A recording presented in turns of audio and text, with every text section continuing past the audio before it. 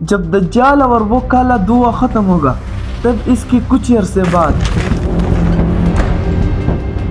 سورج مشرق سے نکلنا چھوڑ دے گا۔ دیکھو یہ اندھیرا 3 دن سے سورج کا نور نہیں، ہر چہرہ بھے سے بدل گیا۔ یا اللہ تو ہی ہمیں اس اندھیرے اور ظلم سے اور بچا۔ پھر ایک دن سورج مغرب کی طرف سے نکلے گا۔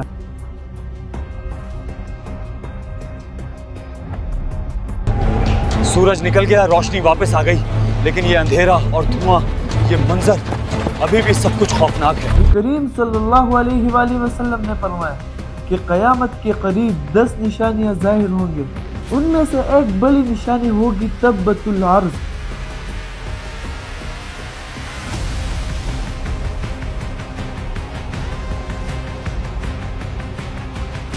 انسان سمجھ بھی نہ سکا اور ان سے توبہ کا وقت نکل جائے گا۔ اس وقت جو بھی ایمان لائے گا اور توبہ کرے گا، نہ تو اللہ ان کی توبہ قبول کریں گے اور نہ ان کا ایمان۔ اور جب اسی حدیث کی وہ بڑی نشانی ظاہر ہوگی، تبت العرض زمین سے نکلے گا اور وہ انسانوں سے کہے گا، تم انسان اپنی فطرت سے دور بھاگ رہے ہو، میں وہی ہوں جو سچائی لاؤں گا، اور جو سچ کو نہیں مانا اس کا انجام تمہاری آنکھوں کے سامنے زمین کو ہلا دے گا۔ کہ تم اللہ کی نشانیوں کو جھٹلاتے رہے، اب حق تمہارے سامنے ہے، لوگ ان کو دیکھ کر بھاگیں گے مگر کوئی بھی ان کی پکڑ سے بچ نہ سکے گا۔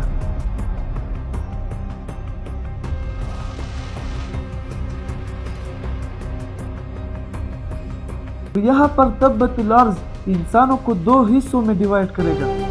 چہرے ہر انسان کا اصلی رنگ دکھاتا ہے، جس کا چہرہ سفید ہوگا اس کو جنت مبارک، اور جس کا کالا ہوگا اس کو دوزخ کی خوفناک آگ میں اتار دیا جائے گا۔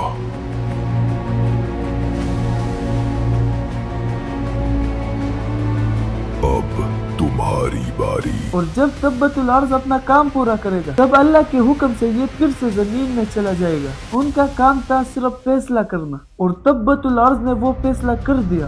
پھر اس کے بعد مسلمان پھر وہ پرانی عادتیں کریں گے، گناہ، شراب، جوا، وہ سب جو پہلے کیا کرتے بیٹا تھے۔ تمہیں کیا ہو گیا ہے؟ تمہارے باپ نے حضرت عیسیٰ کے ساتھ دجال کے خلاف جنگ میں ساتھ دیا تھا، لیکن تم ایسی حرکتوں میں پڑ گئے ہو۔ ابے اوے بڈھے، اپنا کام کر جا کر۔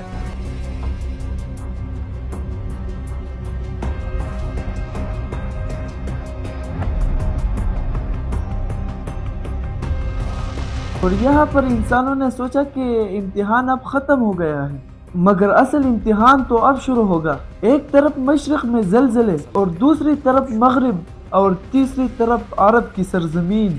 یہ وہ جگہ ہے جہاں پر بہت ہی زیادہ زلزلے آئیں گے، اور پھر یمن کی سرزمین میں ایک آگ بھڑک اٹھے گی۔ یہ آگ ہمیں اپنے طرف بلا رہی ہے، ہم چلتے ہیں تو یہ بھی چلتی ہے، اور ہم رک جاتے ہیں تو یہ آگ بھی رک جاتی ہے۔